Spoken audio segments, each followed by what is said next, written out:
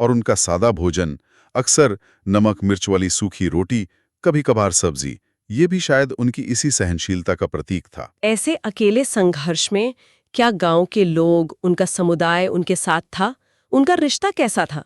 समुदाय का रिश्ता बड़ा मिला जुला सा नजर आता है वृत्तांत में। एक तरफ जब गांव पर संकट आया, जैसे बाढ़ का खतरा हुआ और नदी के किनारे बने कच्चे बांध टूटने लगे, हाँ। तो ऋषि सबसे आगे थे।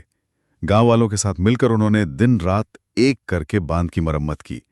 वृत्तांत कहता है, हाथों के जख्मों से रिश्ता खून वो मिट्टी में रगड़कर पोंछ लेते, पर रुके नहीं। वाह, ये तो गजब का समर्पण है। हाँ, ये दिखाता है कि समुदाय के प्रति उनका समर्पण कितना गहरा था। लेकिन फिर एक विरोधाभास भी दिखता है। जब गांव वालों ने मिलकर कर्ज माफी के लिए बैंक में अर्जी दी, तो ऋषि उसमें शामिल नहीं हुए।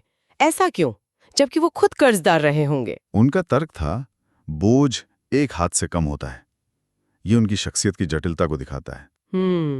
मतलब शायद ये उनका स्वाभिमान था, जो उन्हें किसी तरह की सरकारी रियायत या दान लेने से रोकता था। या शायद जिस व्यवस्था ने उनसे उनकी जमीन छीनी थी, उसी व्यवस्था से मदद मांगने में उन्हें कोई भरोसा या सम्मान महसूस नहीं होता था। अच्छा। ये मदद लेने और देने के प्रति उनका एक पेचीदा नजरिया था। समुदाय के लिए खुद खपजाना मंजूर था, पर समुदाय या व्यवस्था से अपने लिए कुछ मांगना शायद गवारा नहीं था। क्या वो अपने बेटों से संपर्क करने की कोशिश करते थे?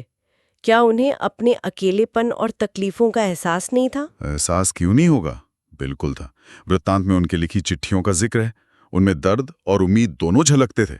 क्या लिखते थे वो? वो लिखते थे, तुम्हारा बाप यहां मर रहा है, वक्त रहते आ जाओ, कुछ उपाय करें मिलकर। लेकिन जवाब या तो आता नहीं था या टालमटोल भरा होता। ओह। रामेश्वर का फोन अक्सर वॉइस में एंट्री जाता। विजय पैसे ना होने का रोना रोता। बेटियां भी अपनी गृहस्थी और जिम्मेदारियों में इतनी उलझी थीं कि शायद चाहकर भी कुछ खास नहीं कर पाती थी। ये तो उस अकेलेपन को और गहरा करता होगा। बिल्कुल, और इसी अकेलेपन के बीच उनके छोटे छोटे काम उनके चरित्र की गहराई दिखाते हैं। एक शाम गांव में बिजली नहीं थी, घना अंधेरा था। हाँ। ऋषि ने अपनी जमा पूंजी यानी कुछ बची खुची मोमबत्तियां निकाली और पड़ोसियों को देते हुए कहा, कुछ जला लो, थोड़ी रोशनी हो जाएगी। अरे, खुद अंधेरे में रहकर दूसरों के लिए रोशनी की फिक्र करना। हाँ, ये उनके अंदर की अच्छाई थी। अंधेरे में रोशनी बांटना, ये सिर्फ एक घटना नहीं, एक प्रतीक है ना? हाँ, ये प्रतीकवाद गहरा है।